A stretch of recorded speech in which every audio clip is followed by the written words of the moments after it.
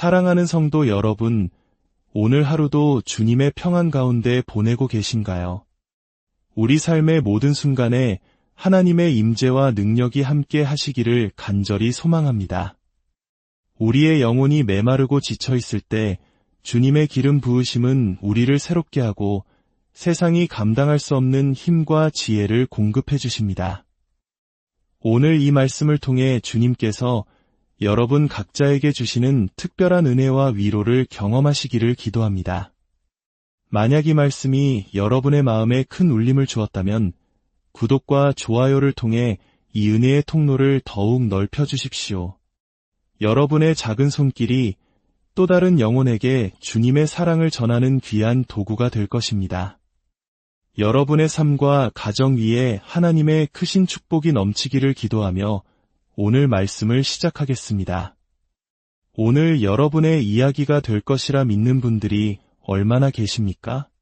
오늘 바로 이 밤이 하나님께서 여러분의 삶에 놀라운 기적을 행하시는 밤이 될 것이라는 믿음을 가지십시오. 우리의 헌금 바구니를 앞으로 가져옵시다. 그리고 기도하기 원합니다. 우리 모두가 온전한 믿음으로 주님 앞에 나아가길 원합니다. 여러분이 정성을 다해 준비한 특별한 예물을 구별하여 드려보십시오.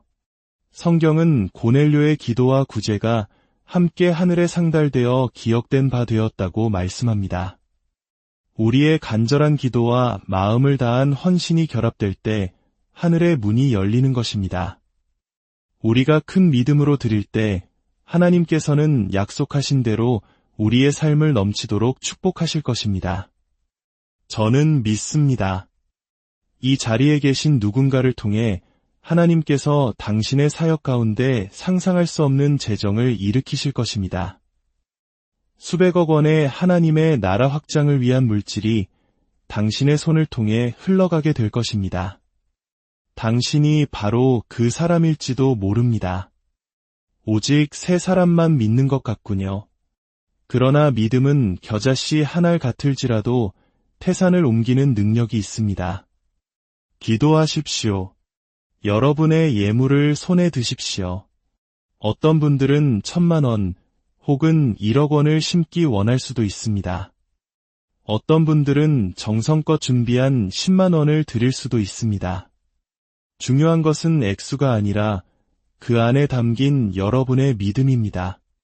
이것은 오직 믿는 자들을 위한 시간입니다.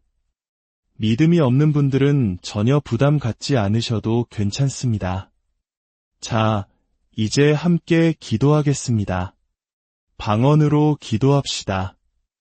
우리의 예물 위에 하나님의 기름 부으심이 임하도록 기도합시다. 여러분의 기도와 헌신은 주님 앞에 아름다운 기념물이 되어 올라갈 것입니다. 여러분의 헌신을 기도로 흠뻑 적시십시오.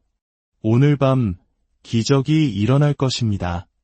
오늘 밤은 바로 당신의 이야기가 되는 밤입니다. 거룩하신 아버지, 전능하신 예수님의 이름으로 기도합니다. 오늘 밤 우리 위에 열린 하늘을 허락하여 주옵소서. 주님, 우리가 심는 모든 씨앗이 30배, 60배, 100배의 결실을 맺게 하여 주옵소서. 이 도시의 부요함이 여기 모인 신실한 주의 종들의 손으로 흘러들어오게 하옵소서. 주님, 그들에게 차고 넘치도록 부어주소서. 어떠한 부족함도 없게 하옵소서. 여호와 이레, 준비하시는 하나님, 여호와 엘사다이, 전능하신 하나님, 그 능력을 나타내사 수확의 기쁨이 강물처럼 흘러넘치게 하옵소서. 그들의 귀한 드림을 축복하여 주시기를 우리 주 예수 그리스도의 이름으로 간절히 기도합니다. 아멘. 아멘. 하나님의 축복이 여러분과 함께 하시기를 바랍니다. 이제 여러분의 두 눈을 감고 믿음의 눈으로 바라보십시오. 당신이 상상하고 꿈꾸는 것을 그려보십시오. 이것은 단순한 마음의 과학이나 심리학이 아닙니다. 이것은 성경의 약속입니다. 하나님은 우리가 생각하거나 구하는 모든 것에 더 넘치도록 능히 하실 분이라고 성경은 말씀합니다.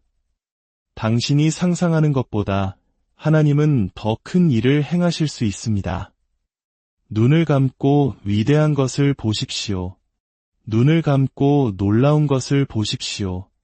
하나님께서 당신의 삶과 사역에 부어주실 새로운 은혜를 믿음으로 취하십시오. 더 큰 것, 더 위대한 것, 새로운 영역을 향한 하나님의 은혜가 오늘 여러분에게 임할 것입니다. 우리의 헌금을 주님께 올려드립니다. 아버지, 우리가 이 믿음의 씨앗을 심을 때에 주시는 당신의 놀라운 은혜에 감사드립니다.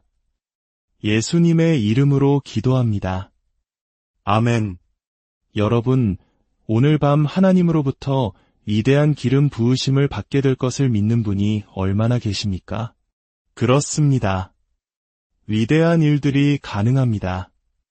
불가능해 보이는 일들이 하나님 안에서 가능하게 될 것입니다. 불가능한 일을 행할 수 있는 은혜를 받으십시오. 놀라운 일들을 행할 수 있는 능력을 받으십시오. 예수님의 이름으로 그 은혜가 여러분에게 임할지어다. 아멘. 할렐루야. 오늘 이 자리에 오신 모든 분들을 주님의 이름으로 환영하고 축복합니다. 오늘 밤 주님께서 여러분 한 분 한 분을 만져주시고 여러분의 삶에 친히 말씀해 주시기를 기도합니다. 그분은 여러분을 아주 많이, 정말로 많이 사랑하십니다. 여러분은 그분의 백성이며 그분의 마음속에 아주 특별한 존재입니다.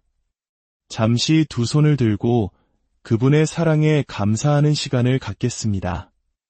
오 나의 주 하나님, 그 위대하심을 찬양합니다.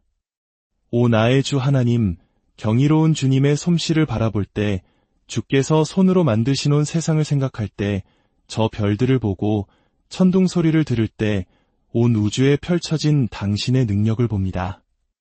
이제 나의 영혼이 노래합니다. 나의 구주 하나님께, 주님은 위대하십니다. 얼마나 위대하신지요. 나의 영혼이 노래합니다. 나의 구주 하나님께, 주님은 위대하십니다. 얼마나 위대하신지요. 하나님께서 독생자를 아끼지 않으시고 이 땅에 보내시어 죽게 하신 그 사랑을 생각할 때 저는 그 깊이를 감히 헤아릴 수 없습니다. 십자가 위에서 나의 모든 짐을 기쁘게 짊어지시고 나의 죄를 씻기 위해 피 흘려 죽으신 그 은혜를 찬양합니다. 그리스도께서 환호성과 함께 다시 오실 때 나를 본향으로 데려가실 때 내 마음은 얼마나 큰 기쁨으로 가득 찰까요? 그때 나는 겸손한 경배 속에 엎드려 외칠 것입니다. 나의 하나님, 주님은 얼마나 위대하신지요. 오늘 밤 우리는 주님을 사랑하고 경배하기 위해 이곳에 모였습니다. 주님의 이름을 영화롭게 하소서. 우리에게 주님을 섬길 특권을 주심에 감사드립니다. 주님은 전능하신 하나님이십니다. 놀라우신 예수님, 소중하신 예수님, 두 손을 들고 조용히 그 이름을 불러봅시다. 예수, 예수. 주님의 이름에는 무언가 특별한 것이 있습니다. 예수, 예수. 주님의 이름에는 능력이 있습니다. 스승이시며 구원자이신 예수님, 비온 뒤의 향기처럼 가장 사랑스러운 그 이름, 예수. 모든 하늘과 땅이 선포하게 하소서. 왕들과 왕국들은 모두 사라지겠지만 주님의 이름에는 영원한 무언가가 있습니다. 영광, 어린 양께 영광을. 그저 주님을 사랑하십시오. 주님은 영광스러우시며 찬양받기 합당하신 분입니다. 주님은 보좌 위에 어린 양이십니다. 주님께 우리는 찬양의 목소리를 높입니다. 주님, 오늘 밤 모든 삶과 모든 마음 속에서 행하실 일들을 감사드립니다. 모든 영광을 주님께 올려드립니다. 하나님의 백성들이 다 함께 아멘 합시다. 주님께 힘찬 박수를 올려드립시다. 할렐루야. 저는 지난 50년 이상 설교해 왔습니다. 제 인생에서 그토록 놀라운 순간은 없었습니다. 우간다 집회 마지막 날 밤이었습니다. 사역을 마치고 저는 완전히 지쳐 있었습니다. 그런데 주님께서 제게 말씀하셨습니다. 제 평생 처음 있는 일이었습니다.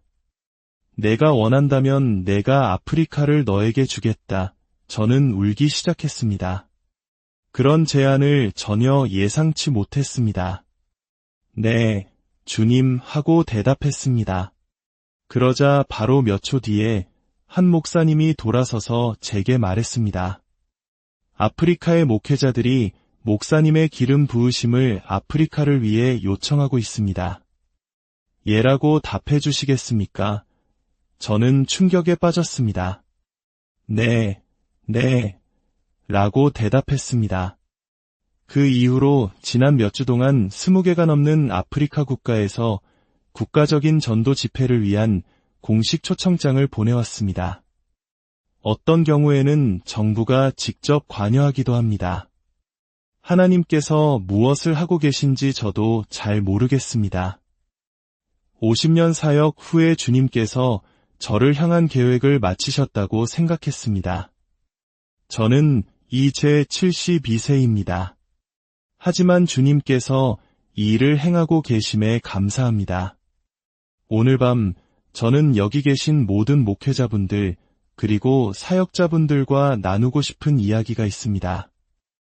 이것은 제 경험에서 우러나온 것이기에 매우 중요합니다. 제가 느낀 바가 아니라 제가 배운 것입니다. 만약 누군가 제게 당신의 인생에서 배운 가장 위대한 교훈은 무엇입니까? 라고 묻는다면 저는 이렇게 대답할 것입니다. 당신을 굳건히 지켜주는 것은 은사나 기적, 표적이 결코 아닙니다. 그것은 바로 성경 말씀입니다. 하나님의 말씀은 우리 생명의 원천입니다. 거룩한 하나님의 말씀 말입니다. 그것은 표적도, 기적도, 은사도 아닙니다. 물론 그것들도 우리에게 필요하지만 근본은 아닙니다. 우리를 지켜주는 것은 바로 그분의 거룩한 말씀입니다. 그분의 말씀이 없다면 우리에게는 아무것도 남지 않을 것입니다. 여러분은 과학, 의학, 종교에 관한 많은 책을 읽어보셨을 겁니다. 수많은 저자들이 수백 년에 걸쳐 수백만 권의 책을 출판했습니다. 어떤 책이든 그것은 그 책을 쓴 사람의 그림자입니다. 그가 무엇을 믿고 무엇을 생각하며 어떤 경험을 했는지 말해줍니다. 그러나 성경은 저자의 그림자가 아닙니다. 성경은 바로 그분 자신입니다. 여러분이 성경을 펼칠 때 여러분은 예수 그리스도의 얼굴을 마주하게 됩니다. 그것은 그분의 말씀이기 때문입니다. 그래서 성경을 펼치면 그분은 당신에게 말씀하십니다. 당신을 강하게 하시고 위로하시며 바로잡아 주십니다. 당신을 치유하시고 기름 부어주십니다. 성경은 생명의 말씀입니다. 빌립보서 2장 16절은 생명의 말씀을 밝히어라고 말합니다. 사도 바울은 성경을 생명의 말씀이라고 불렀습니다. 우리가 이 말씀을 전할 때마다 우리는 죽음이 아닌 생명을 전하는 것입니다. 이것은 생명의 말씀입니다. 12년 전쯤 마릴린 히키라는 여성 설교가가 제게 도전했습니다. 그녀는 제게 말했습니다. 베니, 나는 4개월에 한 번씩 성경 전체를 통독해요. 당신도 그런가요? 저는 아니요 라고 대답했습니다. 그녀는 시작하세요 라고 말했습니다. 저는 그때부터 성경을 통독하기 시작했고 그것은 제 삶을 완전히 바꾸어 놓았습니다. 왜냐하면 1년에 3번씩 성경을 통독하면 텔레비전을 볼 시간이 없어집니다. 다른 어떤 것에도 시간을 쏟을 여유가 없습니다. 말씀이 삶의 최우선 순위가 되기 때문입니다. 저는 12년 전에 저와는 완전히 다른 사람이 되었습니다. 히브리서 4장 12절은 말씀합니다. 하나님의 말씀은 살아있고 활력이 있어 좌우에 날선 어떤 검보다도 예리하여 혼과 영과 및 관절과 골수를 찔러 쪼개기까지 하며 또 마음의 생각과 뜻을 판단하나니 이 말씀은 놀랍습니다. 다른 사람의 책을 읽으면 그들의 생각과 마음의 의도를 알 수 있지만 성경을 읽으면 하나님께서 당신의 생각과 마음의 의도를 말씀해 주십니다. 성경은 우리의 진짜 모습을 보여주고 그것을 어떻게 고쳐야 하는지 알려줍니다. 만약 무언가 잘못되었다면 하나님은 이렇게 고치면 된다고 말씀하십니다. 성경을 읽을 때 그것은 제가 어떻게 생각하는지 저의 의도가 무엇인지를 보여줍니다.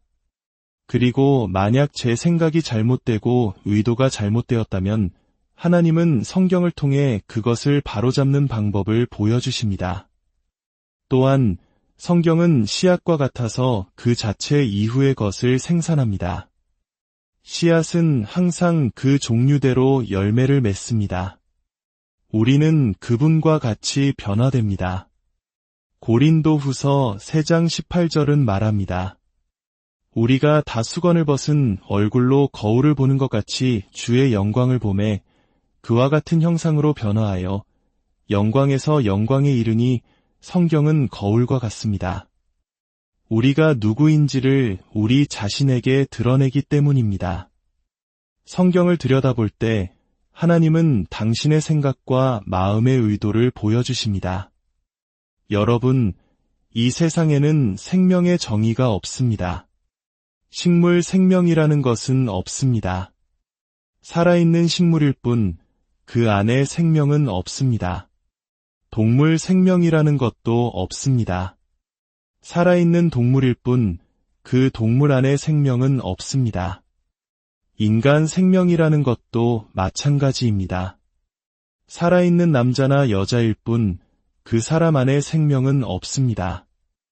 예수님께서 말씀하셨습니다. 내가 곧 생명이다. 요한복음 1장 4절은 그 안에 생명이 있었으니 라고 말씀합니다. 그분 자신이 생명이십니다. 그분은 내가 곧 길이요 진리요 생명이다. 나는 부활이요 생명이다 라고 말씀하셨습니다. 그리고 내가 온 것은 양으로 생명을 얻게 하고 더 풍성히 얻게 하려는 것이다 라고 하셨습니다. 그러므로 온 세상은 거대한 공동묘지와 같습니다. 이 세상은 죽어가는 세상입니다. 아기가 태어나는 순간부터 죽기 시작합니다. 구원받기 전 우리는 후진기어로 인생을 살았습니다. 빛에서 어둠으로, 생명에서 죽음으로, 건강에서 질병으로, 강함에서 약함으로 나아갔습니다. 그러나 당신이 예수님을 영접할 때 그분의 생명이 당신의 생명이 됩니다. 그분의 생명과 당신의 생명이 하나가 됩니다. 고린도전서 6장 17절은 주와 합하는 자는 한 영이니라고 말씀합니다. 그러므로 이제 당신의 몸은 성령의 전입니다. 더 이상 당신의 몸이 아닙니다. 그분의 집입니다. 이것은 당신이 죽을지라도 살 것을 의미합니다. 또한 당신의 영과 그분의 영이 당신 안에서 하나라는 것을 의미합니다. 두 영이 아니라 한 영입니다. 여러분 안에 예수님이 계십니다. 그리고 당신은 그분 안에 숨겨져 있습니다. 구원은 우리가 주님께 굴복하는 것입니다. 하나님께서 당신에게 기름 붓기를 원하시는 분이 얼마나 계십니까? 성경은 노력하라고 말하지 않습니다. 더 열심히 노력하라고도 말하지 않습니다. 굴복하라고 말합니다. 너희 지체를 의의 무기로 하나님께 드리라고 말씀합니다. 우리가 할 일은 항복하는 것뿐입니다. 우리가 항복할 때 우리는 육신에 대해 죽고 그분이 우리를 통해 살기 시작하십니다. 그것은 그렇게 간단합니다.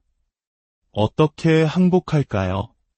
여러분이 의자에 앉을 때 다리가 튼튼한지 나사가 잘 조여져 있는지 확인하지 않습니다. 그저 앉습니다.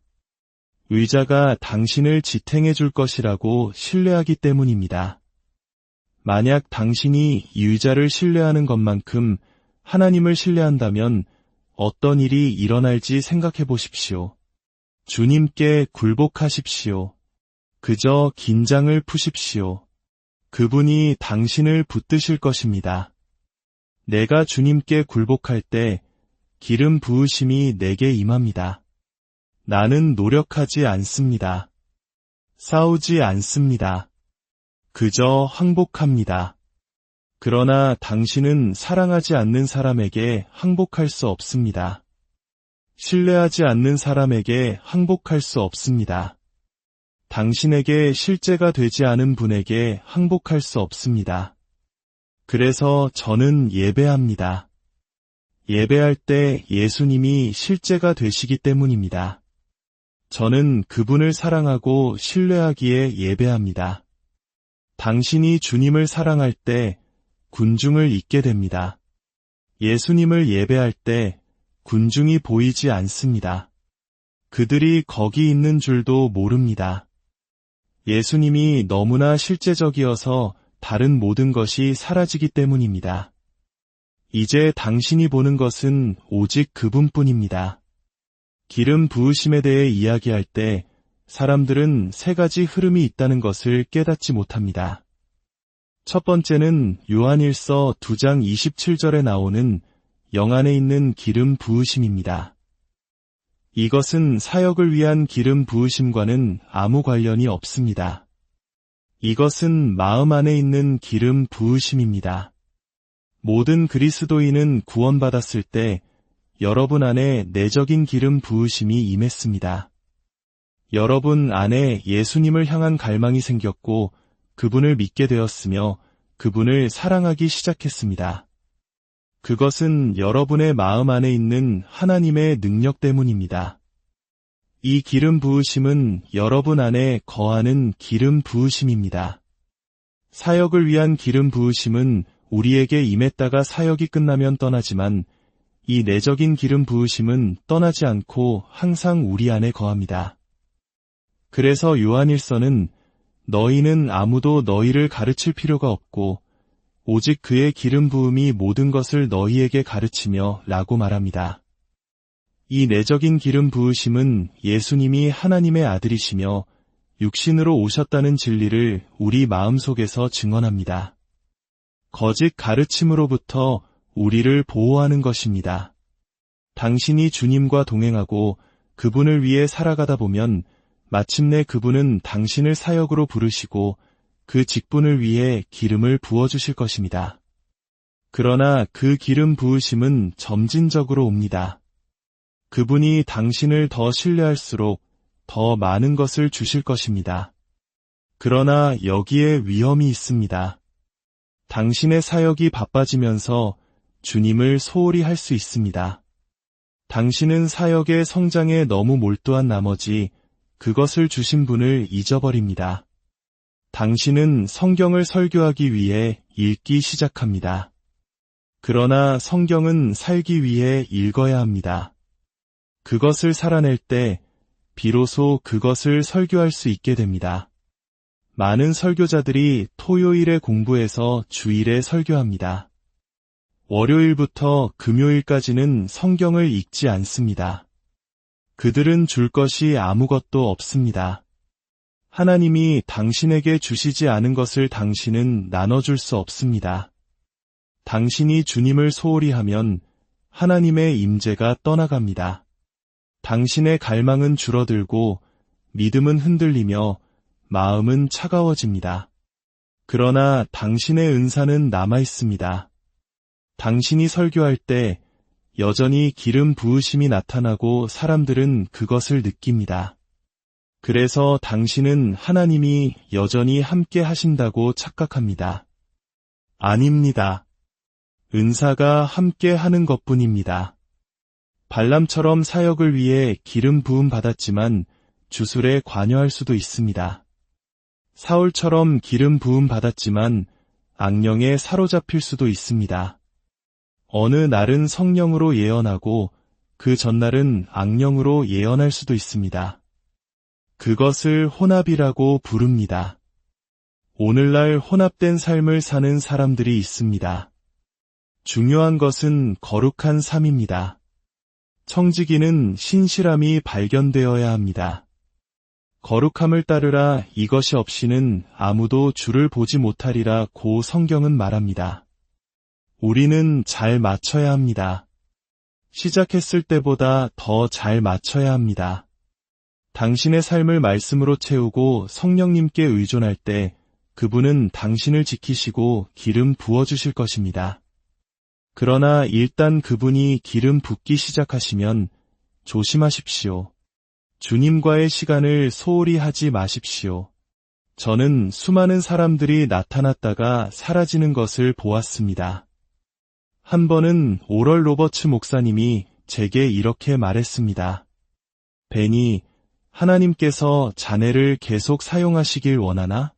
그렇다면 그분과의 관계가 매우 견고하게 유지되도록 하게, 예수님께 아주 가까이 머물게, 그분의 말씀을 통해 그분께 매달리고 절대 놓지 말게. 그분께 매달릴 때 우리 모두가 가진 약점들이 오그라들 걸세 그렇습니다.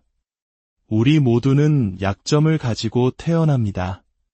그러나 우리가 예수님의 임재 안에 있을 때 그 약점들은 통제하에 놓입니다. 그는 이렇게 덧붙였습니다.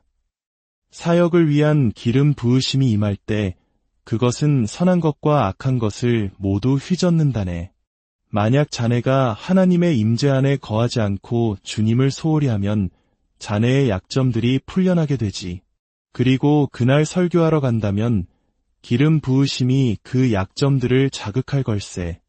이것이 바로 설교자들이 가장 위대한 순간 후에 죄를 짓는 이유라네. 그럼 어떻게 해야 합니까? 제가 물었습니다. 설교가 끝나면 기도해야 하네. 목사님, 저는 설교가 끝나면 너무 피곤해서 기도할 수가 없습니다. 그렇다면 설교 전에 기도하게, 그리고 훨씬 더 많이 기도하게 사랑하는 여러분, 이것은 생명을 지키는 지혜입니다. 사역의 능력을 받기 원하십니까? 먼저 주님과의 친밀한 교제를 지키십시오. 욥기 29장 6절은 말합니다. 버터로 내 걸음을 씻으며 반석이 나를 위하여 기름 시내를 흘려냈음이니라. 여러분이 버터로 걸음을 씻는다는 것은 말씀이 여러분의 삶에 풍성하다는 의미입니다. 시편 한 편은 복 있는 사람은 오직 여호와의 율법을 즐거워하여 그의 율법을 주야로 묵상하는 자라고 말합니다. 그럴 때 그는 시냇가에 심은 나무처럼 될 것입니다. 여기서 시냇가는 바로 기름 부으심을 의미합니다. 말씀을 즐거워하면 당신은 항상 강가에 거하게 될 것입니다. 저는 여러분께 도전합니다. 말씀을 읽으십시오. 말씀을 알기 위해서가 아니라 말씀을 통해 그분을 알기 위해서 말입니다. 기도는 모든 그리스도인의 삶에서 가장 하늘에 속한 영적인 기능입니다. 우리가 기도할 때마다 우리는 그분의 생명을 들이마시고 우리의 생명을 내쉽니다. 기도는 영 안에서 숨쉬는 것입니다. 땅에서 숨쉬는 것이 당신을 살게 하는 것처럼 기도는 당신의 영을 살게 합니다. 기도는 하늘의 능력을 명령하는 유일한 힘입니다. 당신이 기도할 때 그분은 당신에게 기름을 부어주십니다. 말씀의 풍요로움을 받고 기도로 준비되었다면 이제 하나님께서 당신을 사용하시기 전에 당신은 그 기름 부으심을 길어 올려야 합니다. 신명기 32장 13절은 우리가 높은 곳에 이르기까지는 기름을 길어 올릴 수 없다고 말합니다. 어떻게요? 예배를 통해서입니다. 우리가 예배할 때 우리는 자신을 높은 곳으로 들어 올리기 시작합니다. 그리고 그 높은 곳에 있을 때 우리는 반석에서 꿀을 빨고 굳은 반석에서 기름을 얻게 됩니다. 예배 후에 성경이 더 명확해지는 것을 경험해 본 적이 있습니까? 안개가 걷히고 모든 것이 쉬워집니다. 그때 기름이 흐릅니다. 당신이 항복하는 바로 그 순간 기름이 흐릅니다. 그것은 그렇게 간단합니다. 그 기름 부으심은 만질 수 있는 실체이며 하늘의 것입니다. 때때로 기름 부으심이 임할 때 주님은 우리가 그분을 더 갈망하기를 원하십니다. 그분은 우리에게 맛보게 하신 다음 뒤로 물러서십니다. 당신을 기름 붓기 원치 않아서가 아니라 당신이 더 가까이 오기를 원하시기 때문입니다. 당신이 더 가까이 갈수록 그분은 더 많은 것을 주십니다. 그분은 갈망받기를 갈망하십니다. 그분은 찾아지기를 구하십니다. 그분은 발견되기 위해 숨으십니다. 하나님은 당신의 옷, 손수건, 목소리, 심지어 당신의 그림자와 뼈에까지 기름이 흐르도록 당신을 기름 붓기 원하십니다. 베드로의 그림자가 병든 자를 고쳤고 바울의 손수건이 병을 고치고 마귀를 쫓아냈으며 엘리사의 뼈가 죽은 자를 살렸습니다. 하나님은 오늘날 이 땅에서도 다시 그 일을 행하실 것입니다. 시편 92편 10절은 말합니다. 그러나 주께서 내 뿔을 들소의 뿔같이 높이셨으며 내게 신선한 기름을 부으셨나이다. 두 손을 들고 외치십시오. 나는 신선한 기름으로 기름 부음 받을 것입니다. 그것은 웅변이나 재능으로 되는 것이 아닙니다. 하나님의 일은 사람의 힘이나 능력으로 이루어지지 않습니다. 이는 힘으로 되지 아니하며 능력으로 되지 아니하고 오직 나의 영으로 되느니라 만군의 여호와께서 말씀하십니다. 그 기름 부으심이 지금 당신 위에 내리고 있습니다. 당신 위에 내리고 있습니다. 믿음으로 선포하십시오. 그 기름 부으심이 내게 내리고 있네. 내게 내리고 있네. 성령님, 이 자리에 오심을 환영합니다. 오 자비와 은혜의 아버지, 당신의 임재가 이곳을 가득 채웁니다. 살아계신 하나님의 영이시여, 우리 위에 새롭게 임하소서. 우리를 녹이시고 빚으시고 채우시고 사용하여 주옵소서. 주님, 오늘 이 자리에 모인 당신의 사랑하는 자녀들에게 기름 부어 주옵소서. 그들의 삶을 사용하여 주옵소서. 그들의 가정을 사용하여 주옵소서. 그들의 사역을 사용하여 주옵소서. 이 땅에 새로운 부흥의 불길이 타오르게 하옵소서. 젊은 세대들이 일어나 주님을 위해 헌신하게 하시고 이전 세대의 지혜와 기도가 그들의 굳건한 반석이 되게 하여 주옵소서. 주님의 임재가 이곳에 있습니다.